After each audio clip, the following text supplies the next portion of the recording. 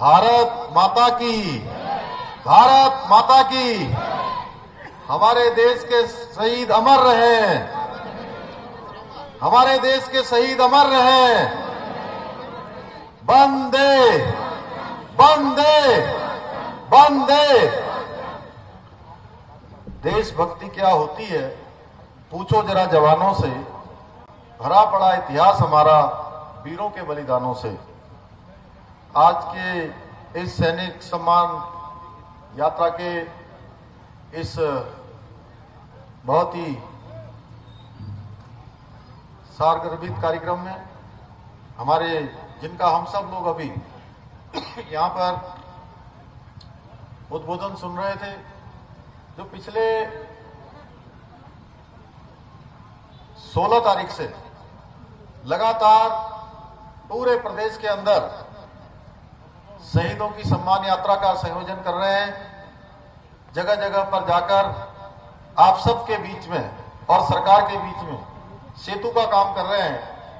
ऐसे हमारे पूर्व सैनिक और सैनिक कल्याण मंत्री आदरणीय गणेश जोशी जी, हमारे इस जिले के प्रभारी मंत्री आदरणीय स्वामी यतीश्वरानंद जी, हमारे नानक मता क्षेत्र के लोकप्रिय विधायक भाई डॉक्टर प्रेम सिंह राणा जी, सितारगंज क्षेत्र के लोकप्रिय विधायक भाई सौरभ बहुगुणा जी, हमारे गौरव सेनानी संगठन के अध्यक्ष आदरणीय गंभीर सिंह धामी जी, मंच पर विराजमान सभी हमारे पदाधिकारीगण, इस कार्यक्रम में उपस्थित सभी हमारे शहीदों के परिजन, हमारे सैनिक, पूर्व सैनिक, हमारी वीर नारियां, हमारे माताएं, बहनें, बड़े बुजुर्ग, उपस्थित मेरे सभी नौजवान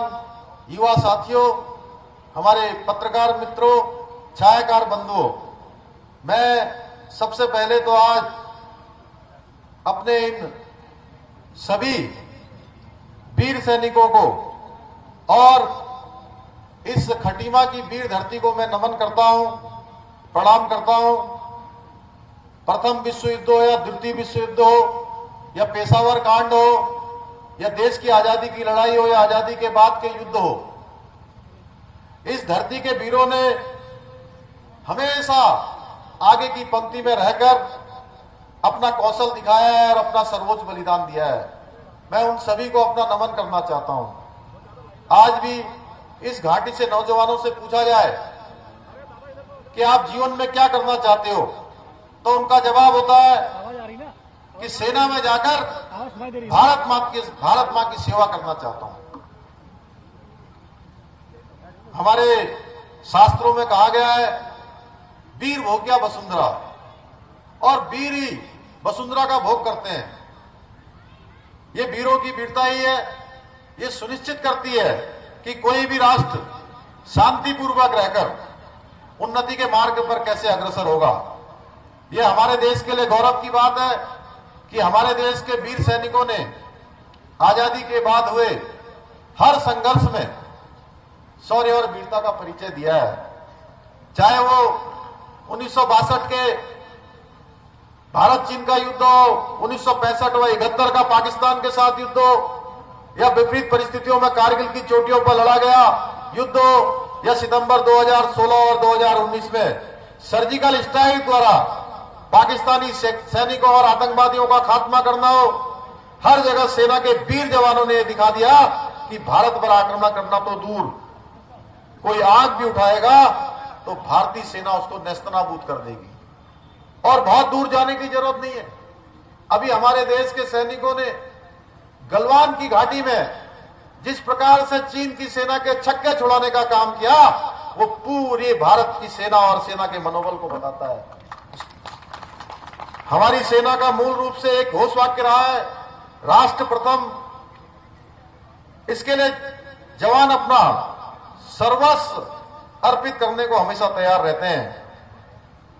उत्तराखंड की देवभूमि ने लाखों वीर सैनिक इस देश को दिए हैं, जिन्होंने अपने अदम्य साहस से न केवल देवभूमि, न केवल विश्व को शांति का मार्ग दिखाया, वरन शौर्य और वीरता को भी उसका भी उन्होंने हमेशा प्रदर्शन किया है।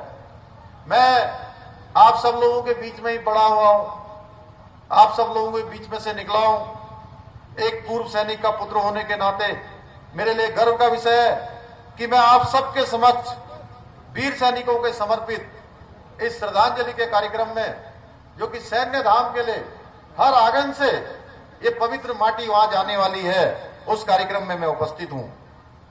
मैंने सैनिक की वीरता तो बाल्यकाल से देखी है, पर मैंने उनके परिजनों का संघर्ष भी मैं देखा है। मैंने उस मां बाप का दर्द देखा है जिसका बेटा सीमा पर देश की आन बान के लिए लड़ रहा है। मैंने उस पत्नी के आंखों के आंसू भी देखे हैं जो अपने पति की बाट जोते जोते कब बूढ़ी व बीमार हो जाती है पता ही नहीं चलता है। मैंने उन बच्चों को भी देखा है जो अपने पिता से गले मिलने को व्याकुल रहते हैं। कितना संघर्ष है एक सैनिक के जीवन में, इसके बावजूद वो पूरी दृढ़ता से, पूरी हिम्मत से, पूरी मेहनत से, पूरे परिश्रम से और पूरे साहस और स्वाभिमान को बचाने के लिए हमेशा तत्पर रहता है। वीर सैनिकों का सम्मान, शहीदों का सम्मान हम में योग्यता नहीं है, परंतु उनको सम्मानित करके, आज वीर नारियों को सम्मानित करके, हमारे उन शहीदों को हम स्मरण करके स्वयं को सम्मानित महसूस करते हैं। वीर शहीदों का जो संघर्ष है, जो उनका बलिदान है, हम कभी भूल नहीं सकते हैं। सैनिकों के प्रति हमारी सरकार और हमारी पार्टी का समर्पण किसी से छुपा हुआ नहीं है। जनसंघ के समय से ही हम सैनिकों का यथोचित सम्मान देने के लिए संघर्ष करते रहे हैं। अभी जैसा स्वामी यतीश्वरानंद जी ने बताया, अटल जी का शासन हो या वर्तमान में हमारे देश के यशस्वी प्रधानमंत्री आदरणीय नरेंद्र मोदी जी का शासन हो, हमने हमेशा ही चाहा है देश के लिए प्राणों का न्यौछावर करने वाले वीर सैनिकों व उनके परिवारों का उनका सही हक मिल सके। आज प्रधानमंत्री नरेंद्र मोदी जी के नेतृत्व में देश मजबूत हाथों में है। अब सुरक्षा में लगे सैनिकों को दुश्मन की गोलीबारी का जवाब देने के लिए सरकार से अनुमति लेने की आवश्यकता नहीं पड़ती है। पहले के समय में क्या होता है, आप लोग अच्छी तरह से जानते हैं कि अगर कोई गोली दूसरी तरफ से आती थी तो पूछना पड़ता था, कंपनी कमांडर पूछता था ब्रिगेड से, ब्रिगेड वाले पूछते थे डिप से, डिप वाले पूछते थे कमांड से, और कमांड वाले पूछते थे मंत्रालय में जाकर, तब जाकर फैसला होता था। लेकिन जब से देश के प्रधानमंत्री नरेंद्र मोदी जी बने हैं, तब से उन्होंने तय किया कि अगर कोई भी दुश्मन की गोली आती है तो किसी से पूछने की जरूरत नहीं पड़ेगी, गोली का जवाब गोली से दिया जाएगा। आज देश के अंदर पहली बार ऐसे प्रधानमंत्री हैं जो अपनी होली हो, अपना दिवाली हो, अपना जन्मदिन हो, वो कहीं प्रधानमंत्री निवास के अंदर नहीं मनाते। वो अपनी होली और अपनी दिवाली, अपना जन्मदिन कहीं मनाते हैं तो उन सैनिकों के बीच में जाकर मनाते हैं जो सीमाओं पर खड़े हैं, 24 घंटे देश की रक्षा के लिए लगे हुए हैं। हमेशा सेना के मनोबल को बढ़ाने का काम मोदी जी के नेतृत्व में हो रहा है। आज मोदी जी के नेतृत्व में हमारी सेना सटे साट्यम समाचरित के सिद्धांत का अनुसरण कर सभी दुश्मनों का दांत खट्टा करने का मादा रखती है। आज सेना का मनोबल अभूतपूर्व रूप से बढ़ा है। अब सेना को निर्णय लेने में पूरी छूट है।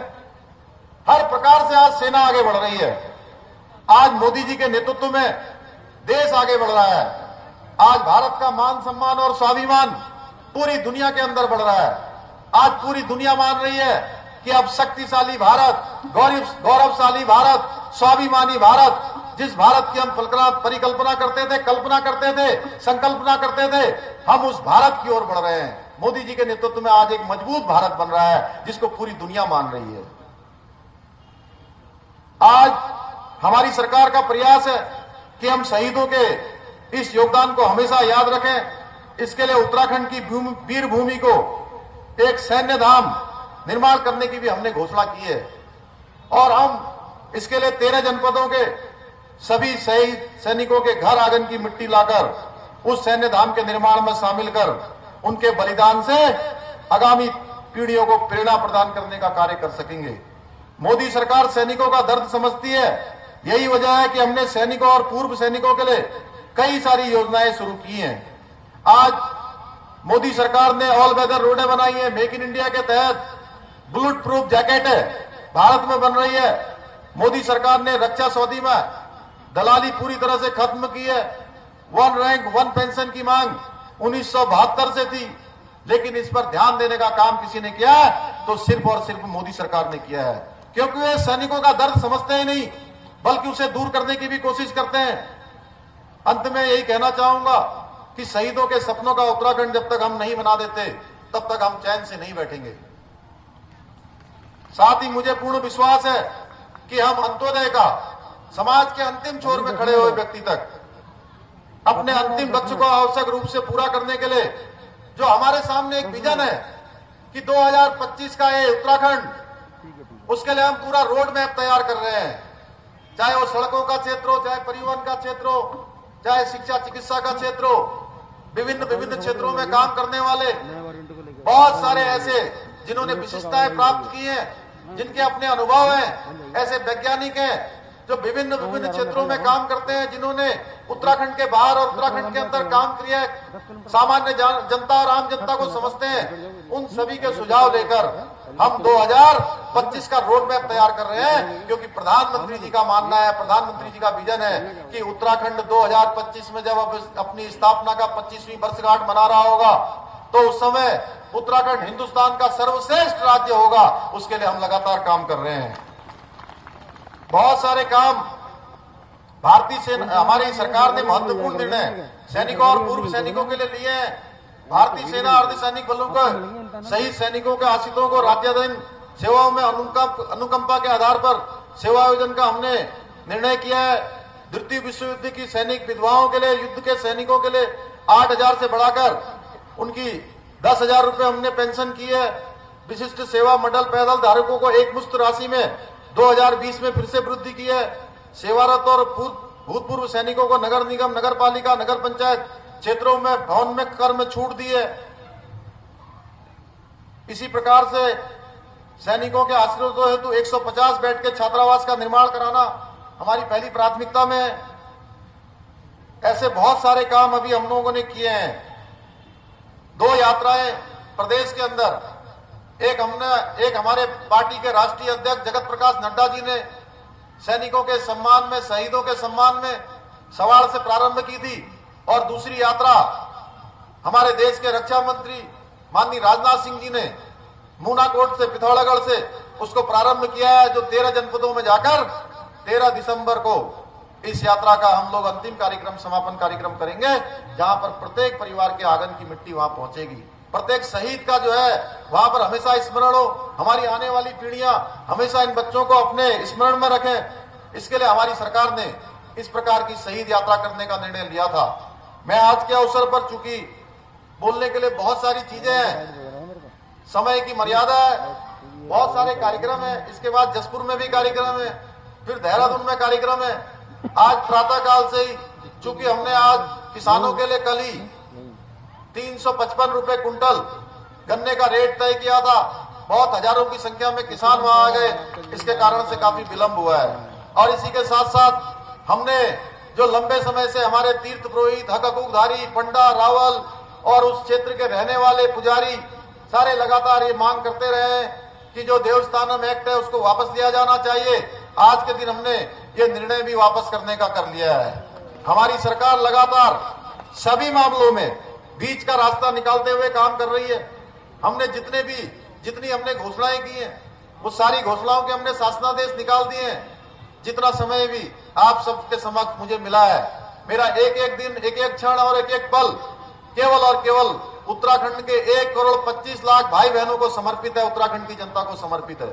उसके लिए लगातार हम काम कर रहे हैं। 500 से अधिक अभी तक हमने निर्णय ले लिए हैं। अभी जितना समय बचा है हम कोशिश करेंगे और त्वरित गति से हम निर्णय लें, उन सभी को धरातल पर उतारें। आज के अवसर पर मैं आप सभी का अपनी तरफ से बहुत धन्यवाद करते हुए, आप सबका स्मरण करते हुए, हमारे वीर सैनिक शहीदों को अपनी श्रद्धांजलि अर्पित करते हुए, नमन करते हुए मैं अपनी वाणी को विराम देना चाहूंगा। आप सभी का धन्यवाद। जय हिंद, जय भारत, जय उत्तराखंड।